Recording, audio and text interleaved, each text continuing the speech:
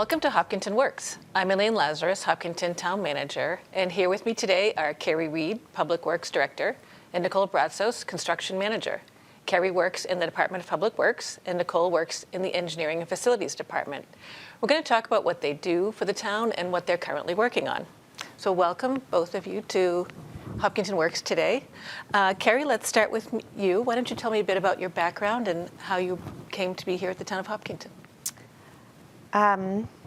So my background, I'm a professional engineer by trade. I was an Army veteran with the engineers for a while. Then I worked in consulting, and then I decided to come over to the municipal side because I really enjoy working for a community. I live in Hopkinton, so when the opportunity came open for the Department of Public Works for the director, I applied. So I've been in this position for about a year and a half. Really enjoying it. And really enjoying the team that we have down there and the work that we're doing. Great, thank you. Nicole, how about your background? I've been with the town for about 2.5 years now. I've worked municipal work for over 10 years. I started off working water and sewer in Colorado. And I did a lot of infrastructure projects there, which was very interesting. A lot of hands-on experience too. And then when I had moved to Massachusetts and I finished my bachelor's in water quality management, the position opened up with the town, and I went for the position because I've just always liked Hopkinton. I had nannied here years ago, and took some little kids around to the parks around here, and that was a great experience. So I liked coming over to Hopkinton for that reason. Great, thank you. It's been good. And Nicole, if you'd tell us a little bit about something you're currently working on or that you worked on recently? Yeah, so we just wrapped up, we have a lot of projects going on right now, but we just wrapped up a project for working with the Parks and Recs department. Engineering helps different departments with their projects, so we worked on the skate park project over at EMC Park, and that was just a really fun project, community-based, over in the park. The contractors were great to work with. We built a skate park with 2 quarter pipes on the sides of it. I'm probably saying it wrong for the skate park community because they have all the terms for everything. But that was a really fun project that just wrapped up recently. That sounds exciting. Yeah, it was. It was a lot of fun. Yeah, the contractor who worked on it, they were all skateboarders themselves, and they were really passionate about the project. And it was a different type of work than I'd worked on before.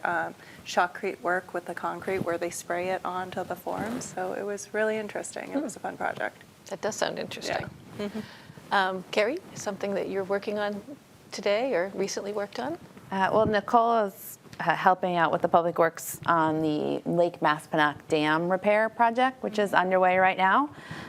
Since it's on the edge of town and kind of out of the way, I don't know if most people have a chance to see what's going on there, but it's fully under construction right now and should be almost complete by the end of the month. And the lake will be back to full use safely for the rest of the year. So we have that going on. We have a couple of drainage projects that we've been working on, evaluation and feasibility to reduce some flooding in and around town.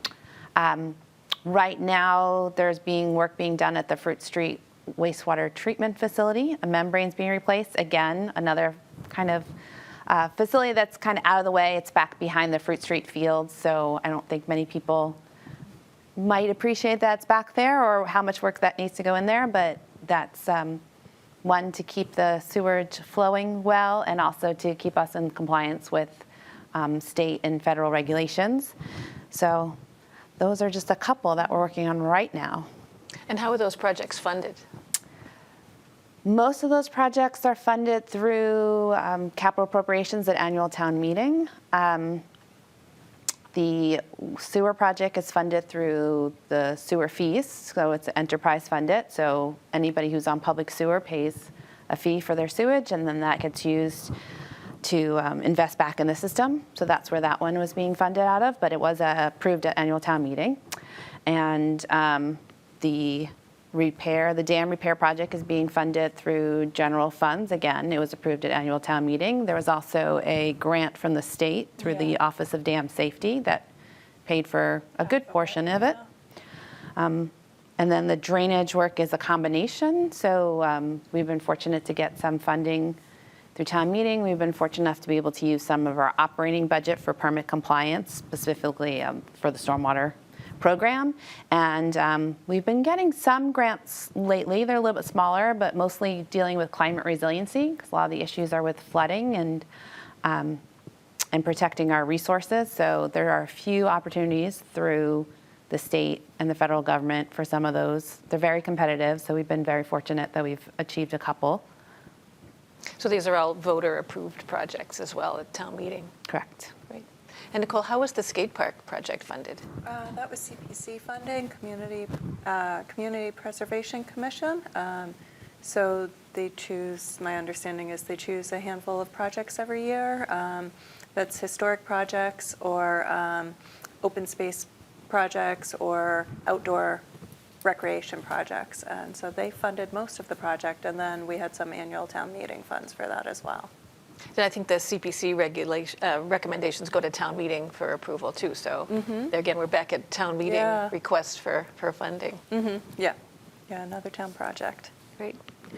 What are some of the challenges that you've faced with a project that you've been involved with, Nicole? Well, Main Street's project's a good one that I think everyone's familiar with.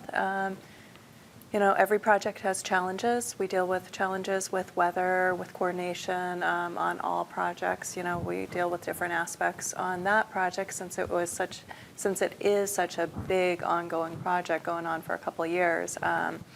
We've definitely had some challenges there. The biggest challenge has been getting the utilities sorted out. So we have the utility poles above ground, and we're going underground with them. So we need to wait for that work to happen in order to complete the project. That has to come first, and then we can do the final layer of pavement and finish the sidewalk work and do the landscaping and everything else. So it's really just been coordination. So that's a lot of coordination. A lot of coordination. And it's a large team of people working on this project? Yeah, exactly. Yeah, lots of people from town are involved working with that, and then our consultants, and then MassDOT. MassDOT's overseeing the project, and Amarillo, the contractor, and everyone's been really great to work with. We have to work with the utilities, Eversource, Verizon, Comcast with that as well. So a lot to figure out. The other challenge is that all of this is still being used by the community. It's not like you can just shut down this public infrastructure. It's always actively being used, so people are always being inconvenienced by construction, which is not a pleasant thing. But unlike another kind of construction project where you might be able to put a fence around it and close it off and say, that's it, you can't do that to Main Street or the wastewater treatment facility or any of these other things that are constantly being used by the public. So you're trying to balance trying to get the work done, but also limit the inconvenience that you have to people that use it on a regular basis. Yeah, it's been challenging. We've been doing our best with that one. Everyone has been. And it is nearing the end. Yes. Yep. That's good. Yeah, we've made a lot of progress. That's great. Yeah. It's starting to look nice. Yeah, it's going to look really nice when it's done.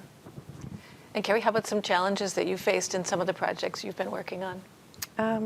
Some which you already alluded to. I mean, weather is always a challenge.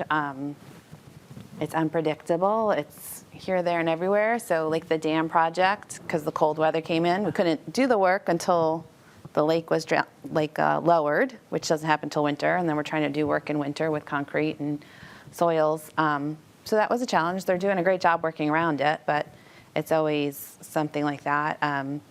Then we had drought conditions, we had heavy rains in the spring, so all of these are just making it more difficult to get construction work done or to plan ahead. The other thing, like you mentioned, all these are approved at annual town meeting. Well, annual town meeting only comes once a year. Construction isn't done once a year. So planning ahead of time and trying to fully understand what needs to get done and get good cost estimates so you can present them to town meeting so people can approve them is a challenge because we don't have that flexibility to change course in the middle of the year and ask for additional funding or change the scope of work. So I hope that folks understand that when they go to town meeting, because a lot of times they have this expectation of knowing every little thing about every project, and some of them are a little bit more challenging than that. There's a lot of moving pieces. So yeah, that's always a challenge when you have to kind of change course in the middle of a project and may or may not have to go back to town meeting to get next level of approval. Right. And the bidding process for these projects takes place after town meeting. Do you bid them out all at once, or do you stagger them going forward if we have multiple projects? We bid them out as soon as we can once we get the funding and once we have the support to support the project schedules. So it's really about who we have that's available to help out and how quickly we can get these things out. We'd love to bid them as soon as we can, as soon as the funding is available, so we can line folks up. It's getting more competitive now in terms of contractors, so anytime we can get it out sooner, that gets us more bids, it gets us better schedules, it gets us better relationships. So that's always, but yeah, you don't have an actual cost until that bid goes out, and sometimes the bid doesn't match the cost estimate, which in these times has been really challenging. It has definitely not been as predictable as it has been in the past. I'm interested in hearing about, as you look to the future, what are some of the challenges for the town's infrastructure, some of which is probably older than other parts of it. So what are the challenges the town is facing in the future regarding its infrastructure? I say one of the biggest challenges is the infrastructure just gets older. It doesn't get better with age. It just it needs more and more work. So we have challenges with that, aging infrastructure. We have a lot of challenges with our water system right now because we're like at capacity. So we barely are able to meet the demand because our community grew so quickly. And then you add on top of that water quality issues, which are more visible to folks, and additional regulatory requirements. So planning ahead for our water system to make sure that it's clean and reliable and meets demands has been a real challenge. Nicole was involved with the PFAS filtration system, which was driven by new regulations.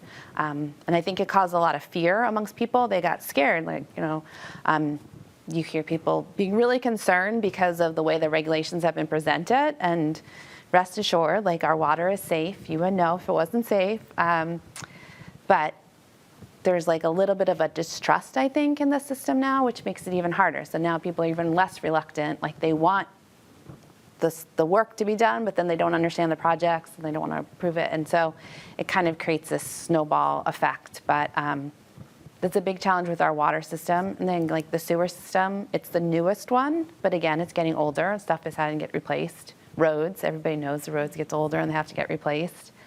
And then all the money comes from the same place, right? It all comes from our citizens. So everybody's project is important. Everybody's project is amazing. Wouldn't we all want another skate park or another cricket fields or pickleball? But they're competing against, the roads being repaved. And so it's a tough balance all the time. And then there's a lot of investment in the schools. So we have all these competing interests for the same pot of money. And it's, a real challenge for the town to figure out where we really need to invest and what our values are going forward. And are there any regulatory changes coming that will affect our infrastructure, or perhaps the town's desire to expand its infrastructure? Anything coming that we need to be concerned about or plan for? There are new regulations that are coming from EPA for stormwater runoff, which will require us to do more to improve and maintain our water quality. So Massachusetts is one of the few states where we're regulated directly by the federal government when it comes to stormwater. So there's a lot of new regulations that we expect to come out and a lot of uncertainty as the administration has been changing. So we're not exactly sure what that's going to look like. There's that. There's new lead and copper rules and regulations for water that came from both the federal government and the state.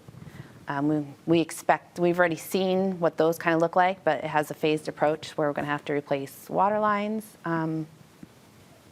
Those are the big ones on the horizon that I can think of. Yeah, me too. Water and stormwater. When we talk about stormwater, for people who aren't familiar with it, it's the water that runs through the catch basins and maybe it flows in the street and it has to go somewhere, Right. Downhill usually. Yeah. Right, yeah, so stormwater is the rain and the runoff from the snow, and it gathers pollution as it goes. And the real driver with all of these regulations is clean water. Everybody wants clean water for future generations.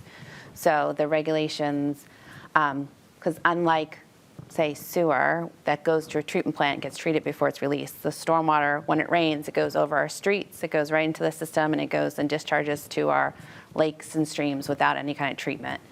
So that's where we've been seeing water quality overall in the state get worse. And so the federal and the state government have started to put in more regulations to protect those water resources. And that involves maybe some more treatment of the runoff before it hits those Right. lakes and streams. Both on the public side and on the private side. So you'll see in private development, I think, has been a little bit ahead of the requirements locally. And I think the town has done a really great job with doing their rules and regulations and upgrading the permitting. So we're seeing improvements as new private development comes in, and now we have to start retrofitting our existing town facilities. Great. And as we look forward to the future, again, what are some opportunities for the town and our residents or businesses? So things that people can do in the future to address problems they see or something else.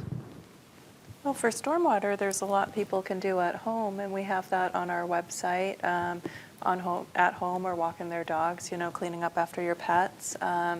Lawn care maintenance is a big one where that can contribute a lot to our stormwater pollution. What you're using in your lawn tends to wash off the lawn and go into our lakes and rivers. So people can investigate that on the website and look at things that they can do at home to protect our local stormwater. Right. Like we have a great program we're doing regionally for adopting a storm drain. Yeah, that's. So you can go adopt one in your neighborhood, similar to like adopt a fire hydrant program where, the community can get actively involved in helping out because there's so much to get to. Also, that stormwater, like water conservation is a big deal. So we had drought conditions, and we're still in a drought condition right now, despite all the snow on the ground. There's a lot of information available about how people can reduce their water demand, especially in the summer. We see this huge influx in the summer. If people could, residents could reduce their irrigation and watering lawns, if they could do more water conservation in their own homes and outside, the kids come home and they learn those lessons of like, turn the faucet off when I'm brushing my teeth. But then you'll go out on a rainy day and see somebody's sprinkler system still on because it's on an automatic timer. And so any of those efforts to only use the amount of drinking water you really need is really going to help us and our system and help your neighbors. It seems especially important too if the town is talking about maybe additional economic development, we're going to need water for that. And so conservation will be important as our supplies are limited. Correct? Yeah. Yep. I think just remembering too that it's drinking water. That's the key word there. When we're treating and trying to clean and prepare water for the community when it's being used by just sprinklers, we want to save it as much as possible for drinking water and the intended use there. That's true. I bet most people don't think about it, that it's drinking water coming out of the sprinkler systems for the most part. Exactly. In most places. Yeah. I said if everybody could just understand where their drinking water comes from and where their sewer goes, so where it comes from when you turn on your tap and where it goes when you flush a toilet, that would be a huge thing. So the very least that residents can do is understand that, because it'll make a big difference on, I think, how they approach things. I don't know how many people drive past the water tanks by the school and reference them, turn right at the water tanks and have no idea why they're there or what they do or what their purpose is or who they serve. So any little bit of that, anytime people can, take the time to get to understand what's going on and educate themselves is wonderful. We do have the website with a lot of great information. There's a lot of programming that we're trying to do, a lot more outreach. So newsletters, like the town manager's newsletter, any of that people can read and start understanding the community better would be helpful for not just Public Works, but for all our departments. Yeah, and it occurs to me too that same water is for fire protection too. Yes. So that's important to remember when the drought conditions are here that we need to have some water for fire protection should that be needed. That's really important. Yeah. So are there things or projects you personally would like to be involved in, when you're looking forward in your career, or whether it's Hopkinton or, elsewhere in the future? What kinds of things would you like to be involved in the future as a professional? I'll let you start. I'd like to do more of the vertical construction. I've done a lot of horizontal construction with the roadways and with the pipes and stuff. I've worked on a few like water plant additions, things like that in my past jobs. And here I'm currently working on the fire station. Over at fire station number 2, we're doing some repairs on the building, on the roof and the windows and stuff over there. So I'd like to get involved with more of the vertical construction. I think that would be interesting. Good. Carrie? I know. I feel like my focus really should be on the drinking water side, which we have a lot going on. We have a great staff in the water department. I think that's where our biggest needs are. My personal passion, though, is in water quality and like surface water quality and climate resiliency. So I'm really interested in some of that stuff. I'm very excited about some of the culvert projects that we've been doing because I think it's just been infrastructure that people build and they forget about and they don't think about the impacts of it. And so all of that. So looking at things that have been in the ground for 80 years, 100 years, 50 years, and starting to say, okay, what do we have to do in the future? That's where I start getting excited. I'm excited about like a dork, like asset management and mapping and having a better understanding of what we have so we can plan for the future. I think our community did a really great job of investing early as we were growing and then not realizing that you have to continue that investment. So it's a really roundabout way of answering that question, but it's a little bit of everything, right? Because Public Works, we do a lot of different stuff, so you got to be excited about everything. Nobody's overly excited about sewage, but we're investing in that too. We got a lot of excitement, and so it's a little bit of everything. Another good project actually is some of the work on the cemeteries. Mm-hmm. So Public Works maintains our parks and cemeteries. I think the Parks does a great job. Parks and Rec Commission does a great job of investing and kind of keeping up with the needs of the community. But we have a lot of really cool cemeteries in town that would be great for people to go visit and start investing in. And we're starting to run out of space, believe it or not. So we have to make an investment soon. So that will be something we'll be coming back to the town to invest in that. And is there room for expansion at the cemeteries? Right, so we have one cemetery now, Mount Auburn, where we have some space for expansion. It's the only one where we're actively selling plots. So basically the rest of the cemeteries have been sold out, although I think we have 8 total. So yes, that would be where we're going. The town invested several years ago to purchase the property, and now we have to prepare it. So to convert what was once a residential property into a town cemetery. And do we know maybe how many more years we can get out of that space before we need to think about expansion again? We are trying to analyze again. It's so hard to predict these things. We're hoping for 10 years, but we're planning probably for 5, just because you wouldn't want to run out of space before you. So that's kind of what we're looking at. But any of these construction projects, you can't just decide and build it the next day. So there's a whole, planning, design, approval, funding process that goes into it. So if you need it 5 years from now, you can't start 5 years. You really have to start now. And I think we are working on that right now. We just hired a consulting firm to help us kind of look at it, working with the Cemetery Commission. And then also planning, because the folks in DPW who've been working on the cemeteries for a really long time and are amazingly knowledgeable are going to retire sooner than I want them to. So also succession planning of our staff is a huge, important piece of the investment of our infrastructure. Definitely in terms of long-term success of the town. We have so many amazing people, but they're all towards the end of their career. And we have some people coming up, and creating that balance and training and passing on that institutional knowledge is going to be really critical. Yeah, I think we've touched on a couple of things that most people don't think about, and that's maintenance in cemeteries. Unless you're confronted with something, it's something people usually don't think about. Right, and we don't want to wait until there's a disaster or until we run out of space or until we have to do something. We want to plan ahead so we can invest, because when you're responding to those emergency situations, it's more difficult and it's more costly. So the more we can be proactive ahead of time, the better off we are. But I think it's really hard for people to invest now in something that they're not going to see the dividends in for several years, especially when there's so many different competing interests. Well, thank you both very much for doing what you're doing for the town and being out there every day in good weather and bad weather, and for everyone who works with you, your teams and so forth. So thank you so much for what you're doing and for being here today. So thank you very much for joining us today in Hopkinton Works, and hopefully we'll see you out and about. Thank you.